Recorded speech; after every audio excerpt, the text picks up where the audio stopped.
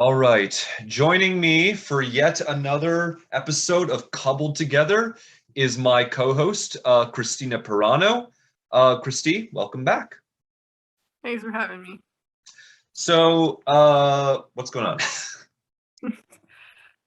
Pretty much the same as it has been in Afghanistan, although there's really a worsening humanitarian crisis.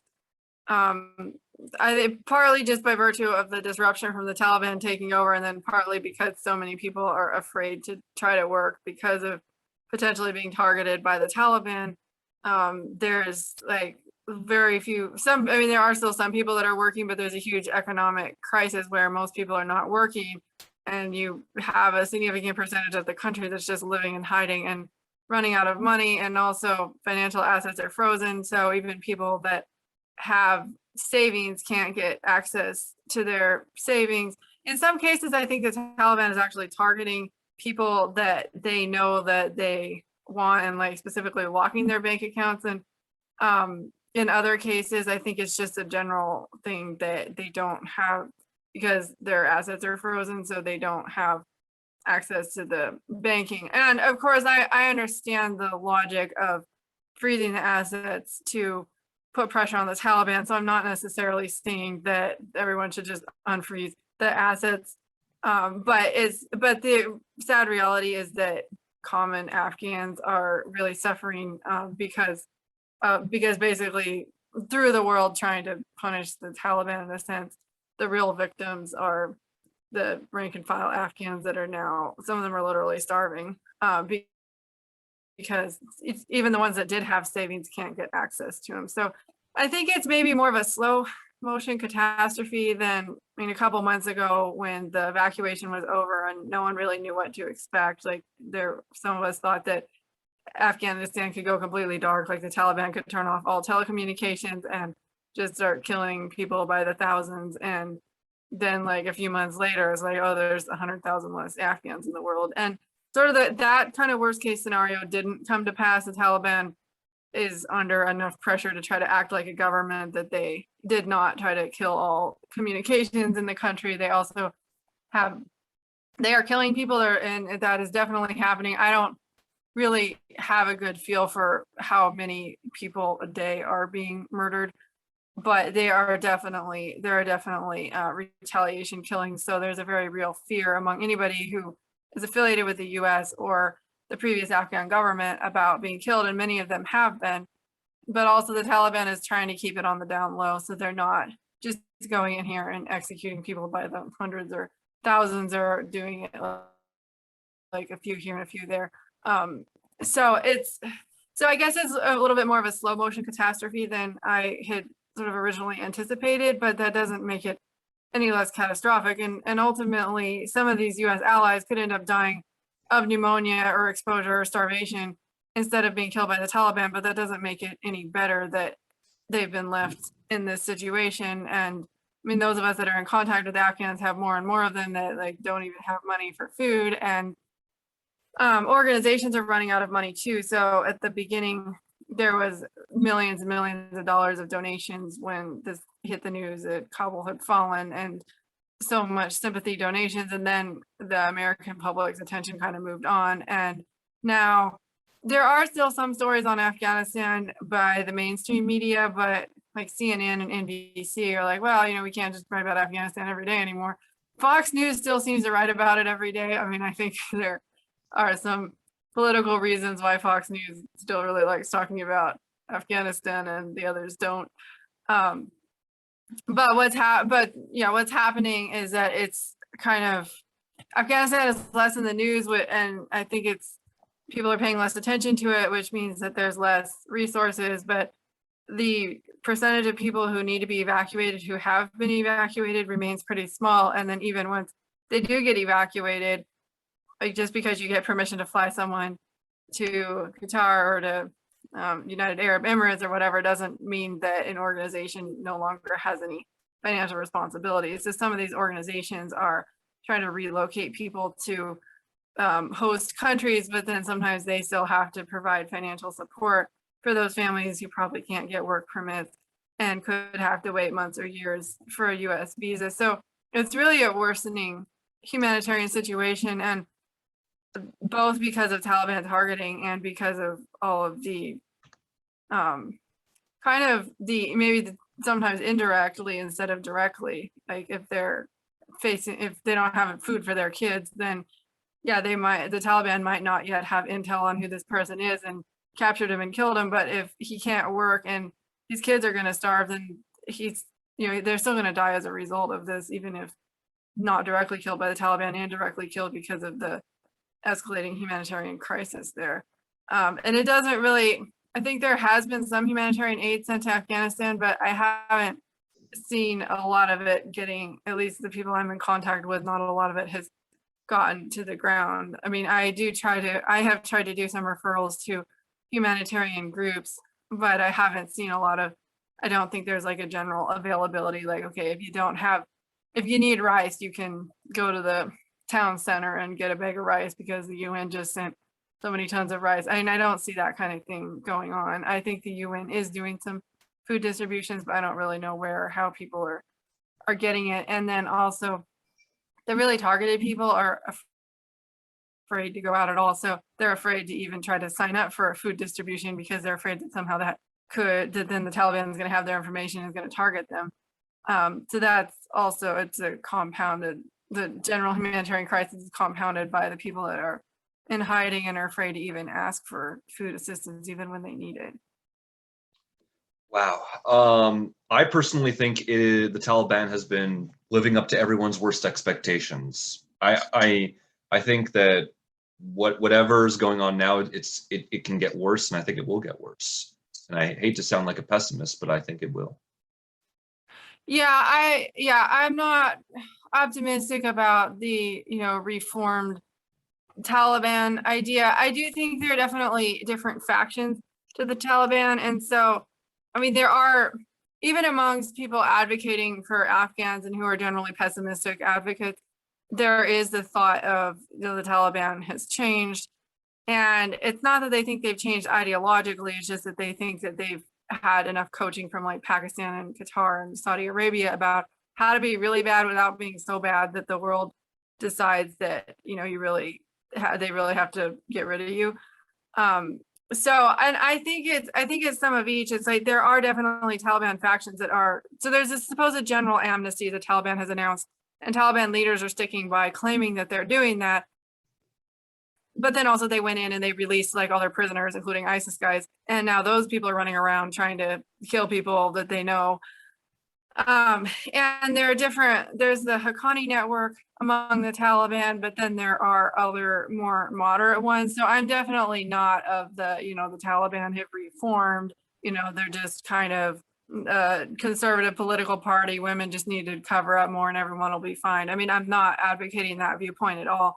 I have heard a lot of stories of people, including US military interpreters, being captured and beaten really badly and released. So it's possible the Taliban didn't exactly know who they were, but it's also possible that they did. And there are some factions of the Taliban that think you should just like beat people up and release them and not actually behead them.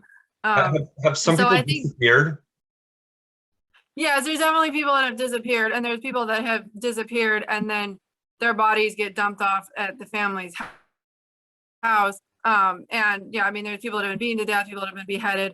So yeah, it's a humanitarian disaster, and it is in no way the case that the Taliban is, they arrest these people, they rough them up for a couple of days, and then they turn them loose again. That's in no way. But we're seeing some of each. We're seeing some cases where they find someone and they beat them up, they beat them for 2 or 3 days, and then they turn them loose, and we see other cases where they kill them. So it's really kind of, sometimes the Taliban, sometimes they're killing them and sometimes they're not. And it also probably depends on what that person's job was and like how affiliated they were with the US in terms of like, what do they consider the appropriate punishment to be for these people.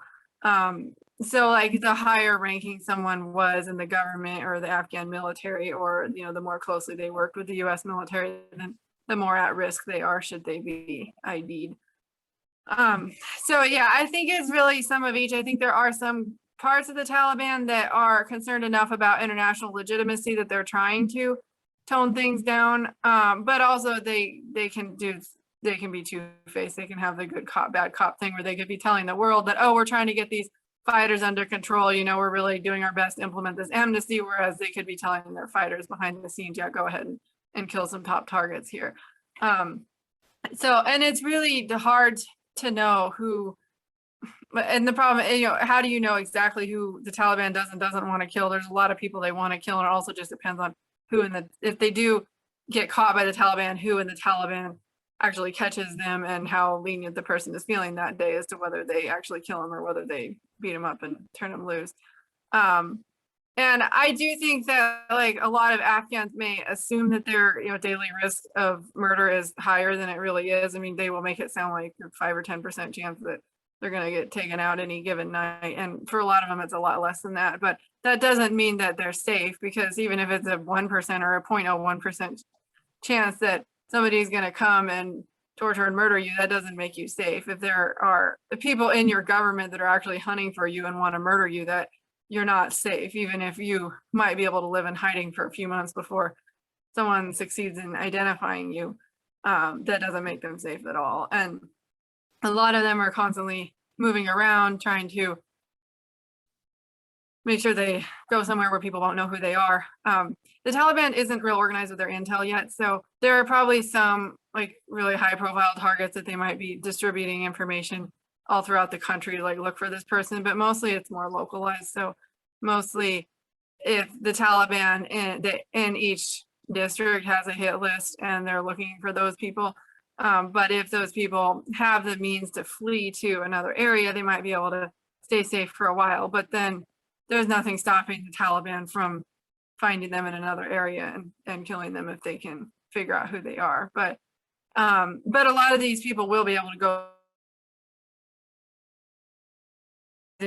themselves and, you know, deleting incriminating information off their phones and stuff like that. So, I mean, Afghans do have a lot of tricks that they're using to try to survive, but still there have been multiple, and it's probably only a small fraction that get reported.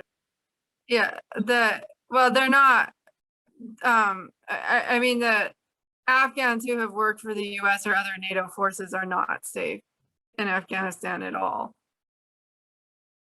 And some are being killed. If you were to grade the Biden administration's response to Afghanistan so far, and the grade range was A to let's go Brandon, what would you grade him?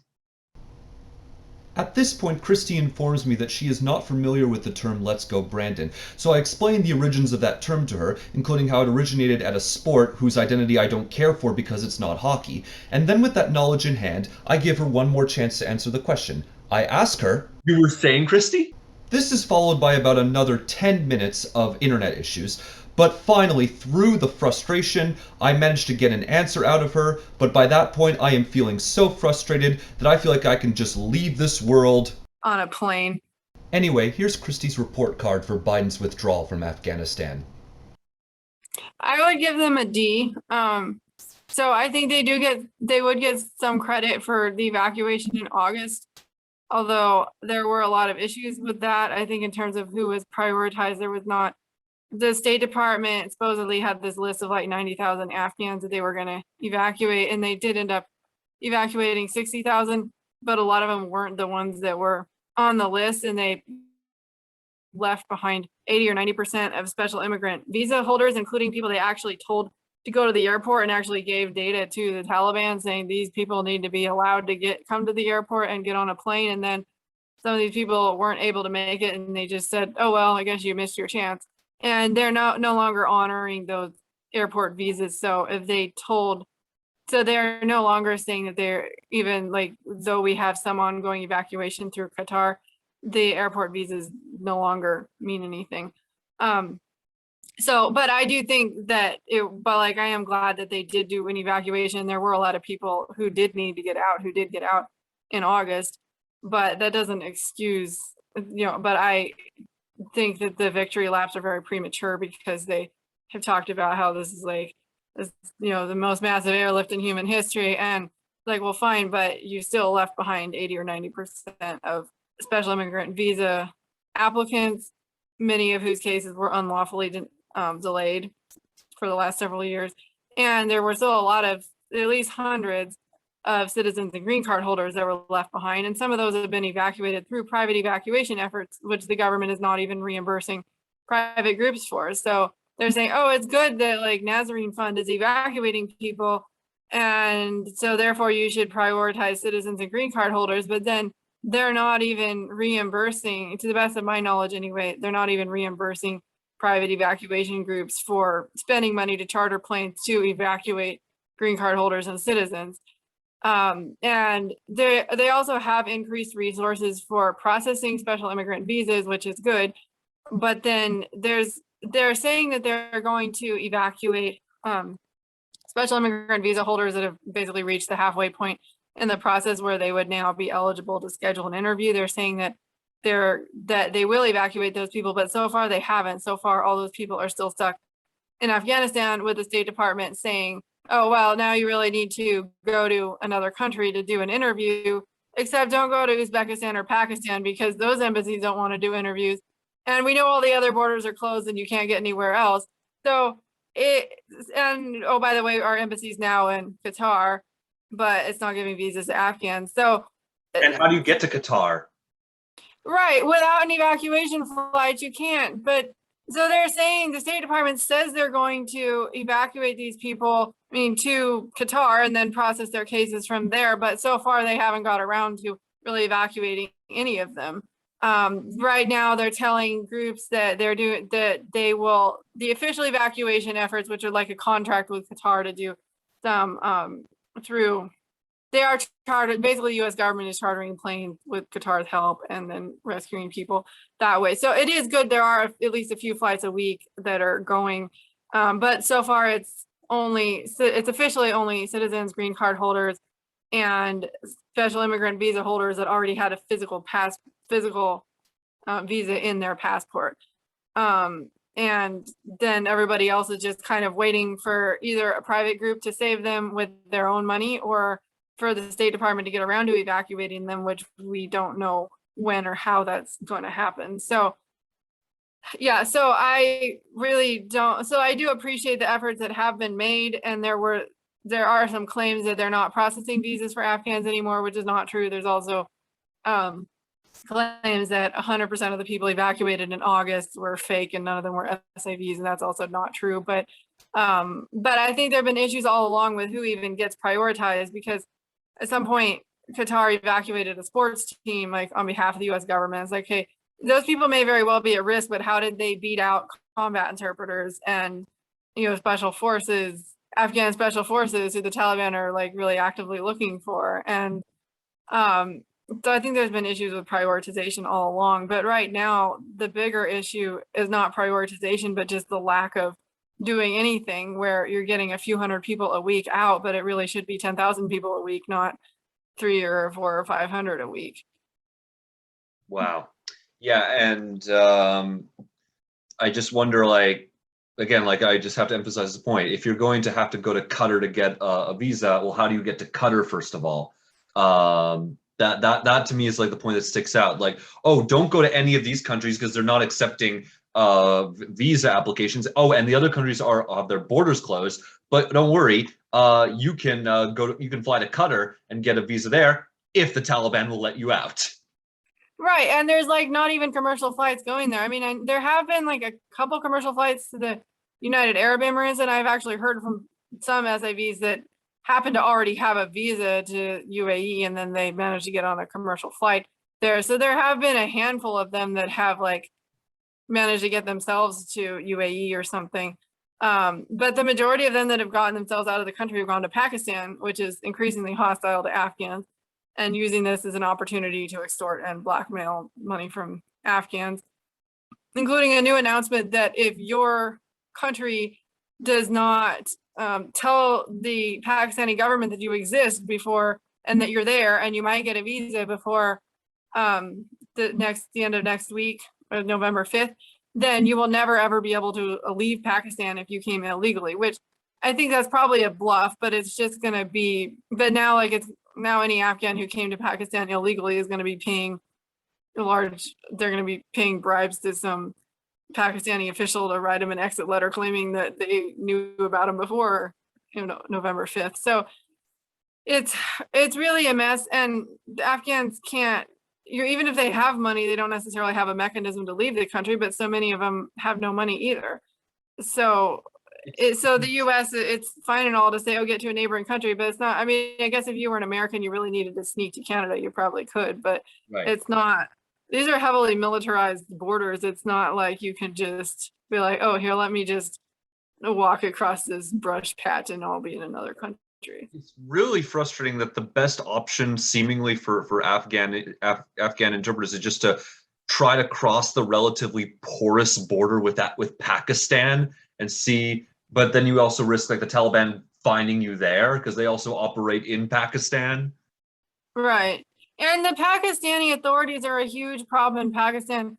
I have been told that there are places where they're kind of leaving Afghans alone because there's enough Afghans that it's boosting their local economy. So there may be some local, like, unwritten ordinances saying we're not going to bother Afghans too much. But the Pakistani government is continuing to arrest and harass Afghans and disappear Afghans.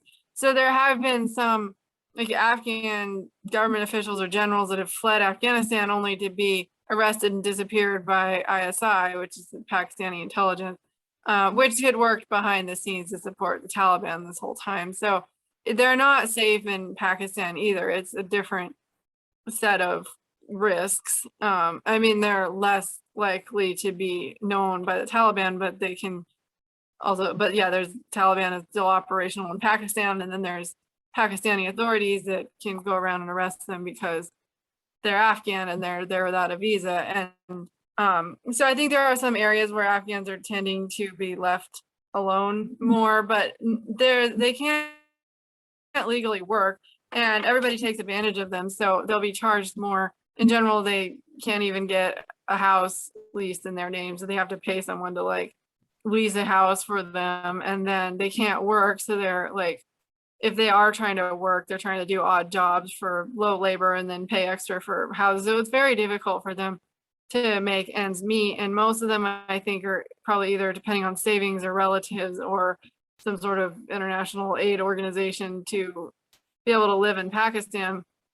And now both the US Embassy in Pakistan and the Pakistani government are making it increasingly difficult to even finish processing a case from Pakistan. So it's not like if there was a viable country where it's like, okay, it is safe and easy to go to Pakistan if you're Afghan, and here's a refugee camp that you can check into while you wait for your visa interview or something, then it would be more justified to say, okay, get yourself to a neighboring country. But right now there is no country that is letting Afghans in and has a reasonable way for them to support themselves once they get there. There are credible rumors that the UN is working on a large refugee camp in Tajikistan, and that would be a game changer for these people, because I think then some of these aid organizations that are in touch with all these special immigrant visa applicants would probably be able to start just busing people to Tajikistan and putting them in a refugee camp there, which of course I imagine it's not easy to live in a refugee camp, but it's going to be an improvement on the situation a lot of them are facing now. So I certainly hope that comes to pass, but there's not really actionable information on that yet. It's not like, oh, here, the first 10,000 tents have been constructed, let's get some SAV applicants here. So I mean, I hope in the future weeks or months that becomes an option, but I worry about how many of these people are even going to survive in their current situation until that could potentially come to fruition. Yeah, so as you know, there are elections in Virginia this week and in New Jersey, and local elections all across the United States. And I'm going to try some chain logic here. The fortunes of Democrats in Virginia could very well depend on the president's approval rating, and the president's approval rating has taken a pretty big hit since the fall of Kabul, and has really not recovered since. So based on that chain logic, I would say that in the race between Democrat Terry McAuliffe and Republican Glenn Youngkin, do you think that Afghanistan could be the reason that Virginia runs on Youngkin this Tuesday? I mean, I think potentially, yeah, I think that that's probably, I mean, Virginia has been trending pretty heavily Democratic for a long time, but I think Biden getting in there and then becoming so unpopular so quickly, he's basically second only to Trump for managing to become really unpopular in not very much time for his approval ratings. And I think there's just sort of a inherent human concept of like side with the opposition. Like if you're not happy with how things are going, then pick the person that's different. So, I mean, we tend to see the opposition party doing well, especially when the party in power is not popular. So, I mean, it's not like Glenn Youngkin can deploy the Virginia National Guard to Afghanistan. So maybe this issue will not be as salient in this election. Maybe it'll be something else. I mean, it's not like governors are going to run on Afghanistan policy. I mean, they might run on whether or not they want Afghan refugees in their state or something, but it's not like governor races are based on foreign policy. So it would really be an indirect and not a direct effect. But if it ends up being if Youngkin really narrowly wins, then it could be fueled by disillusionment with Biden, which was fueled by Afghanistan. But you're right, it's not a direct logical connection between Afghanistan and a governor's race, and that foreign policy is not determined at the state level, but it could be sort of a chain reaction of Democrats are out of favor in part because of foreign policy. And then because Democrats are unpopular, the Republican wins. I mean, that is theoretically possible. But the question is, if it were about Afghanistan, do you think Republicans are any more deserving of winning on this issue? Considering, do you remember? I think it was about a couple of weeks ago. Ted Cruz introduced a bill. This was all for show that would have basically sent refugees to Martha's Vineyard and cities along the East Coast, or I guess along both coasts. But basically, they were trying to redirect refugees specifically to blue states. It's all political grandstanding, of course, but is this a sign that maybe Republicans are no more deserving of the mantle of foreign policy than, say, Democrats are at the moment? I think it really depends on which Republicans. I think the classic Republican view would have been to maintain a presence in Afghanistan, and now Trump is trying to rewrite history and even claim that he was not going to give a background Air Force base and stuff like this. So I think that basically I think Trump implemented a more traditionally democratic foreign policy, and Biden ran on claiming that he was going to implement a more Republican foreign policy, and then he got in there and implemented a more traditionally democratic foreign policy. Isolationism, I mean, has become, Trump popularized the isolationist views in the Republican Party. So I guess whether or not, so yes, hypocrisy is alive and well with Republicans criticizing Joe Biden for doing what they praised Trump when he said he was going to do it.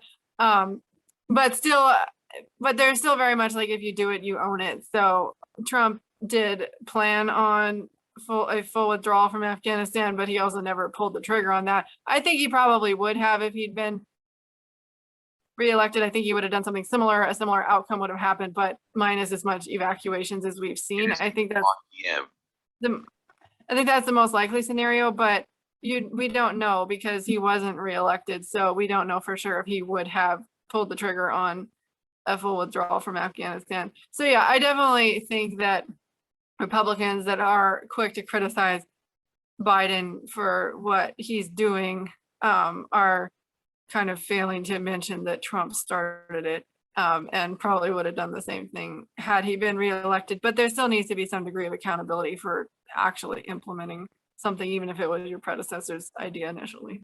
And to think we're going to have to choose between these 2 and 3 years. Yeah. I hope not. It's Halloween. Let's end on that dark thought. Kristy, thank you so much for joining me. We'll have you back on again. We'll actually not have you back on. I mean, we're co-hosts, so we'll meet again. Yeah, thanks for recording with me tonight. The Dutch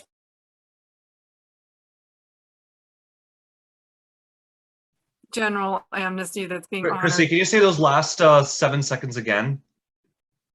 And there are, of course, amnesty. I'm sorry, I don't get the reference. Okay, we will be right back, and I'm going to explain to Kristy Pirano what "Let's Go Brandon" means. You were saying, Kristy? Yeah, I guess I would maybe give him a D. I mean, I think that there are ways that this could be worse. I mean, they're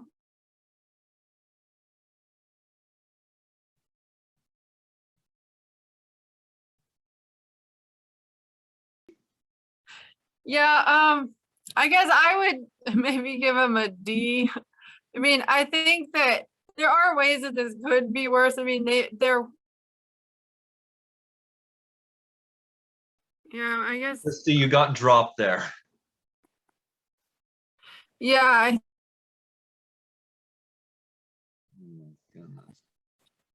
yeah. So I guess I would give. God, They do get in August, even though there were a lot